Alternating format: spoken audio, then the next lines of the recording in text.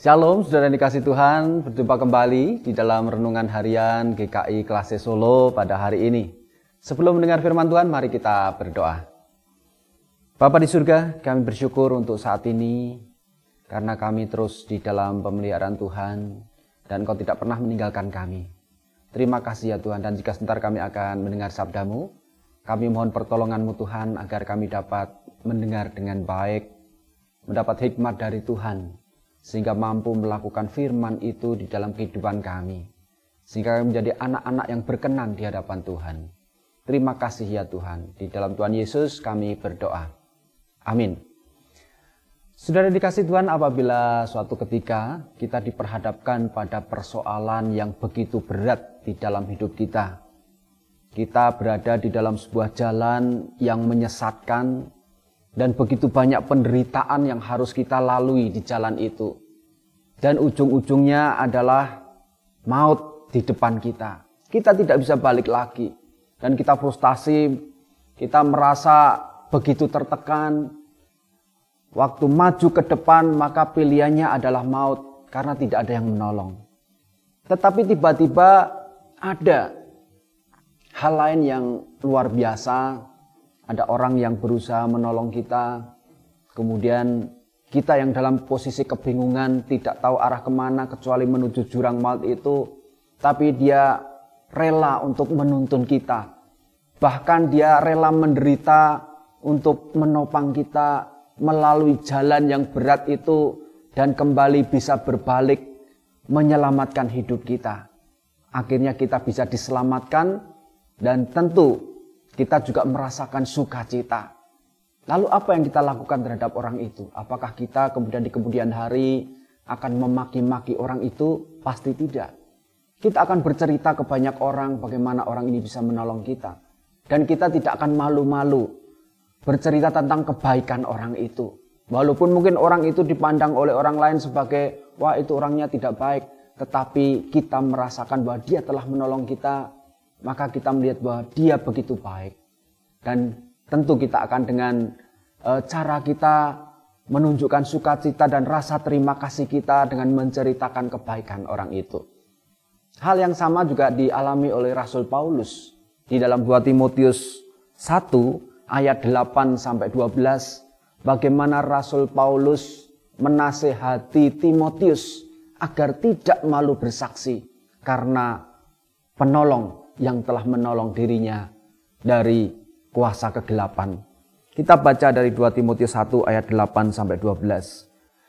Jadi janganlah malu bersaksi tentang Tuhan kita, dan janganlah malu karena aku seorang hukuman karena dia, melainkan ikutlah menderita bagi Injilnya oleh kekuatan Allah.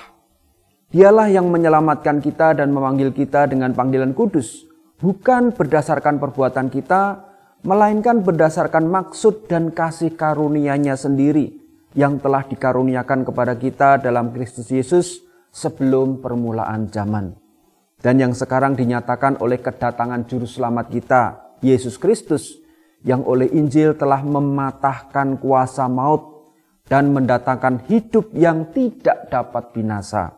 Untuk Injil inilah aku telah ditetapkan sebagai pemberita, sebagai rasul, dan sebagai guru.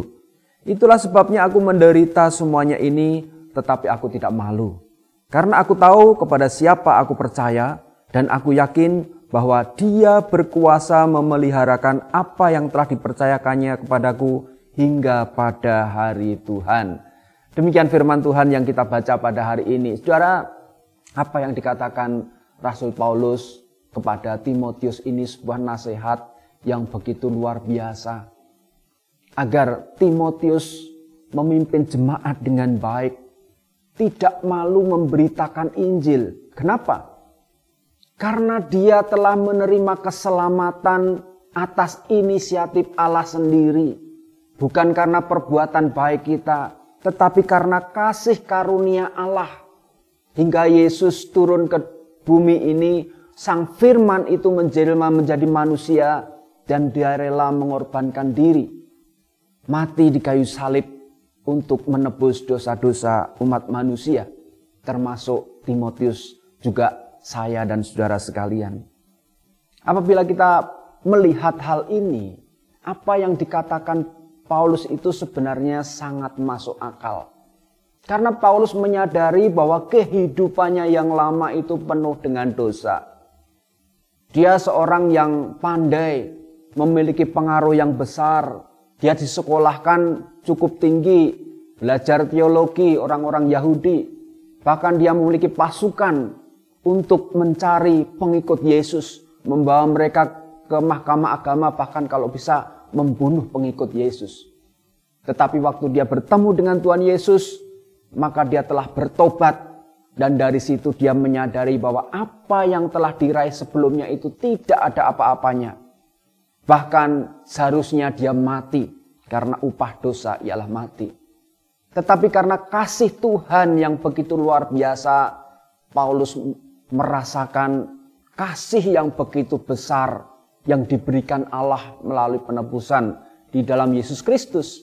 Sehingga dia melaksanakan tugas, misi dari Allah itu dengan sukacita. Dia menyatakan sebagai pemberita Injil, sebagai rasul, dan juga sebagai guru. Walaupun tantangan yang dihadapi begitu luar biasa. Seringkali dia keliling dunia dan ada orang-orang Yahudi yang tidak suka. Dimanapun dia berada, orang-orang Yahudi ini yang tidak percaya kepada Kristus selalu memprovokasi orang setempat untuk memusuhi Rasul Paulus. Bahkan kalau bisa membunuh Rasul Paulus ini.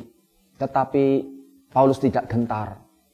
Karena dia melihat bahwa kuasa Tuhan begitu luar biasa. Dia telah diselamatkan dari maut. Dan sekarang dia sudah hidup di dalam Yesus Kristus. Menerima keselamatan kekal di dalam Tuhan Yesus Kristus. Sehingga dia dengan sukacita menceritakan kebaikan Tuhan kepada semua orang. Sehingga Rasul Paulus juga menasihatkan kepada Timotius, peganglah segala sesuatu yang telah engkau dengar daripadaku sebagai contoh ajaran yang sehat. Bagi kita juga, kita harus membaca firman Tuhan, memegang firman itu dengan baik-baik sebagai ajaran yang benar dan ajaran yang sehat.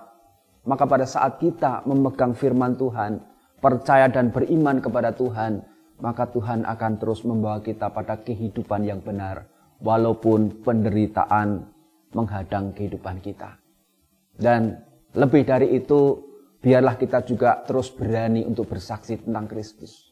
Menceritakan kabar baik tentang Yesus Kristus. Menceritakan kasih Tuhan, dan juga itu kita lakukan dalam kehidupan sehari-hari. Sehingga kita bisa bersaksi melalui mulut kita, melalui sikap kita, melalui pemikiran kita, dan melalui seluruh kehidupan kita, kita menyaksikan kemurahan Tuhan dan membawa kabar baik kepada semua orang. Oleh karena itu mari kita ceritakan kasih Tuhan itu dengan berani dan tidak perlu malu memiliki Tuhan Yesus yang telah menyelamatkan kita. Kiranya Tuhan menolong dan memberkati kita. Amin. Mari kita berdoa. Kami bersyukur ya Tuhan untuk firman-Mu pada saat ini. Memberi kekuatan kepada kami untuk terus hidup dalam kebenaran Kristus. Memegang firman-Mu sebagai pedoman hidup kami. Dan terus bersaksi tentang kasih-Mu kepada orang-orang di sekeliling kami. Melalui perbuatan dan sikap kami. Dan juga melalui mulut kami. Terima kasih mampukan kami untuk terus hidup seturut dengan kehendak Tuhan. Terima kasih Tuhan. Dalam Yesus kami berdoa. Amin.